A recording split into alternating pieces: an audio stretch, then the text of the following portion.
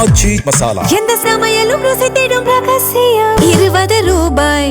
தாவேக எம்எல்ஏவிடம் குதிரை பேரம் பேசப்பட்ட விவகாரம் பெரும் சர்ச்சையாக வெடித்திருக்கக்கூடிய நிலையில் இதில் சம்பந்தப்பட்டிருக்கும் நபராக முன்னாள் அமைச்சர் செந்தில் பாலாஜி மீதான வழக்குகளை விசாரிக்கும் எம்பி எம்எல்ஏக்கள் இந்த சிறப்பு நீதிபதிக்கு மாற்றப்பட்டிருக்கிறது. அதே நேரத்தில் அவருடைய சகோதரரின் முன்ஜாமீன் மனுவானது வேறு நீதிபதிக்கு மாற்றப்பட்டிருக்கிறது என்ற முக்கிய செய்தியை நாம் பார்க்கிறோம். கூடுதல் விவரங்களோடு இணைகிறார் எமது செய்தியாளர் சுரேஷ். வணக்கம். தற்பொழுது இந்த மாற்றம் குறித்து நமக்கு கிடைத்திருக்கக்கூடிய தகவல்கள் என்னென்ன விரிவாக பதிவு பண்ணுங்க.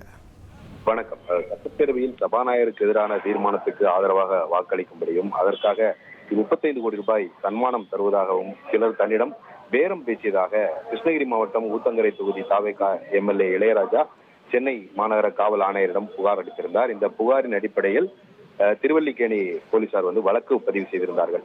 இந்த வழக்கில் ஏற்கனவே 8 பேர் கைது செய்யப்பட்டிருக்கக்கூடிய ஒரு சூழலில் முன்ஜாமீன் வழங்க வேண்டும் என்ற கோரிக்கையுடன் முன்னாள் அமைச்சர் செந்தில் பாலாஜியின் சகோதரர் அசோக்குமார் சென்னை உயர்நீதிமன்றத்தில் மனு தாக்கல் செய்திருந்தார். அந்த மனுவில் அரசியல் உள்நோக்கத்தோடு தனக்கு எதிராக இந்த வழக்கு பதிவு செய்யப்பட்டிருக்கிறது. புகாரில் கூறப்பட்டுள்ள குற்றத்துக்கும் தனக்கும் எந்த ஒரு சம்பந்தமும் கிடையாது என்று தெரிவித்திருந்தார்.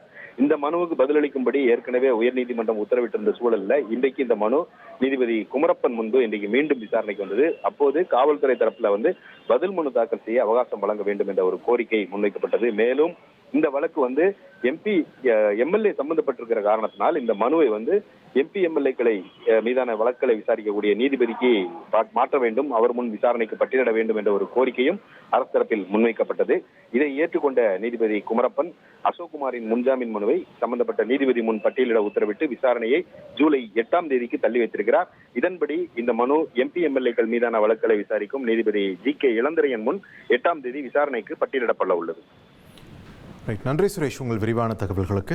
ஆச்சி மசாலா. எந்த சமையலும் ருசி தேடும் ரகசியம்.